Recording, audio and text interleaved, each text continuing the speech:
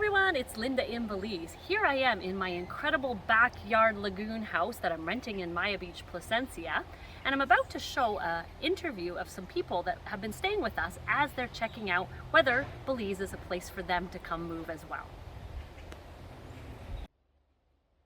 Hi, I'm Kelly. I'm JP. We're Canadian. I'm recently retired, and we're here looking for property in our next place to live. So how long would you recommend people come to Belize before making a decision to move here? At least a couple weeks. Definitely get yourself a buyer's agent. There's so much to see, and the real estate is so fractured. You've got to have somebody that represents you. But you need at least a couple weeks. You can give it more if you're not going to have an agent like Linda to show you around that knows everything. She was a tremendous amount of help. Like, we would have never been able to get the information we got without her. At least not with spending at least another week or two here. Be prepared. There's a lot of different things in Belize, so it really kind of depends on what you like. So what did we do over the past couple of weeks? Well, we checked out San Pedro, Placencia, and Hopkins. So if you want to know which one is their favorite, keep watching. So can you tell us why you are considering Belize as a place to move? The first was the warm tropical weather and the fact that it's English speaking here. Fantastic. Very good property values, affordable place to live. That was something I was really looking for, right? Something that I can retire in and not use all my money. Very good appropriate ownership laws. We don't have to worry about that. Also very easy for family to visit. Very easy to get to. So now we're going to talk about each of the areas we checked out on the tour. So first of all, can you talk about, from your perspective, what the pros and cons of San Pedro are? Yeah, it's mostly great food, lots of restaurants, great nightlife activity, right? Lots of people, very friendly.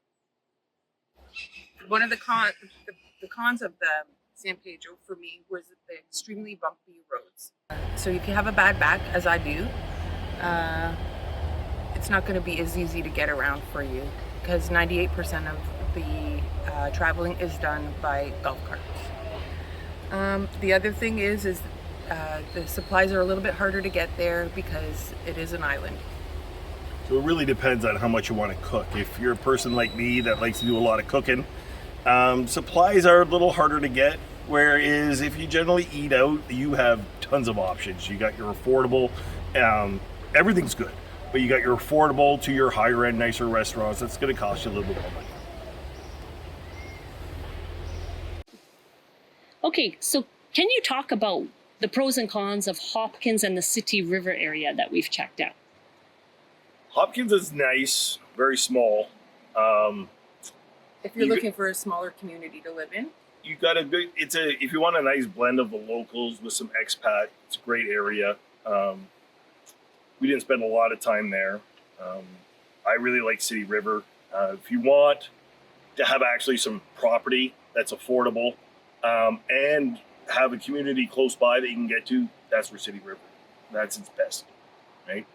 I like the fact that you can have an actual little bit of property. You're right on the river, so if you want to boat and fish and you're in that kind of thing, you got the river, which easily leads to the ocean, right? You can fish both the river and ocean, right? I've never done a lot of that, but also it's very nature-esque there. You got a nice, beautiful view of the mountains, but you are secluded. Hopkins is close by. So can you now talk about the pros and cons of Placencia? A little biased, but we like Placencia because you really get the island feel, but you can still have a car, you can still go places. But you got the lagoon on one side, you got the ocean on the other. So it really feels like you're on an island, but you still have the benefits of being on the mainland. Where San Pedro, it's great, and you can get some nice places there, but you're not going to have a car. So anytime you do want to go off the mainland, you're going to have to rent a car. You got to consider that. Now, if you're never going to go nowhere, well, that's up to you. Okay, I feel like the properties here are a lot, to me they're nicer. I might be biased, but you got your ocean view, you have your mountain view, you have all this around you, you have the lagoon on one side, the ocean on the other side. I feel safe here. People are incredibly friendly. And safety, I've never felt unsafe here since the whole time I've been here. So as far as the cons go here, the crowd here is just a little bit older than it is in San Wouldn't recommend Pedro. dating here. So if you're single, this is not probably where you want to come. So can you talk about the areas you're actually considering when you come back to purchase a property?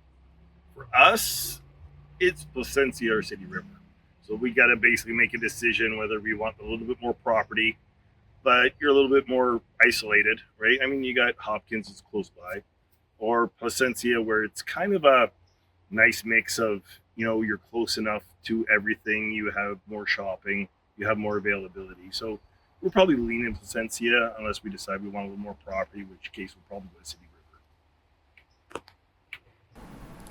So Naya is the place where John and I are going to be building property, and we love it because there is a resort on site, a beautiful beach which you can see here, and we're going to next hear JP and Kelly's explanation of why we keep going back there. So we've been back and forth to Naya quite a few times looking at different lots like the one we're on now. Why are you considering this property? Look around. It's just beautiful. You got lots of space. You got privacy. The roads are good in the subdivision, right? Which is because she has a bad neck. So that's big for us. It's a little bit pricey, but you kind of get what you pay for. It's developed. You got a beautiful resort. So you have the gym, you have a restaurant right on site if you really want to do that. You're still very close to town, right? So you kind of got a little bit of everything. I mean, you pay for it a bit, right? And you have your security built right in here. Yes, gated community. You got to be allowed in, right? So you're 100% going to be safe. Lots of mature trees, which is really nice. Nobody behind you. I mean, come on, wake up to that, right? That's what it's about, like that. I mean, you just. Not to mention this breeze. Oh, the breeze, yes. Which is something you definitely need a breeze, especially if you're like me and you run a little hot. But you get a lot of property here. Very nice subdivision. They have standards in the community, so you don't have to worry about somebody building something junky beside you, because they do have community standards. They're not super strict, but they do have standards, which is important. But more or less, it's just the feel. Like you come up, you wake up, you're not hearing traffic, you got nature, you got the water, you can have yourself a little boat docks and paddle boats. Just can't really go wrong.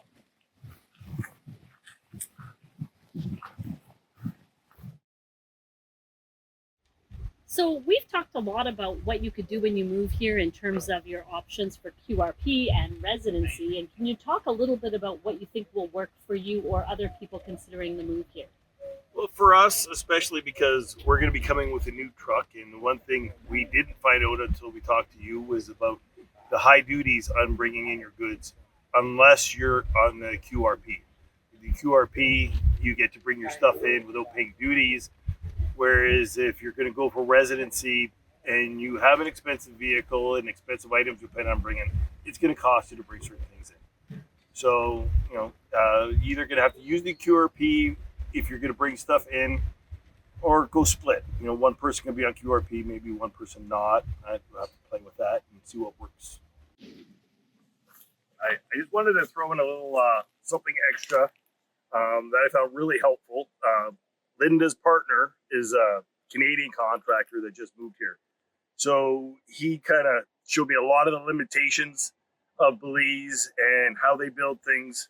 And if you are going to build a house as opposed to buy, definitely make sure you have a reputable builder that knows what they're doing. Not everybody in Belize builds like they do in Canada or the US.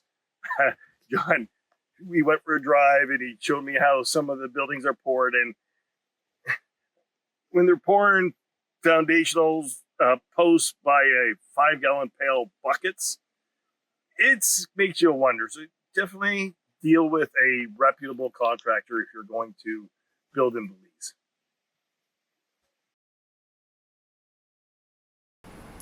So I hope you enjoyed this interview, and I have many more upcoming. And if you want to check out Belize the same way Kelly and JP did, make sure you reach out because we do have upcoming tours, and I hope to see you soon in Belize.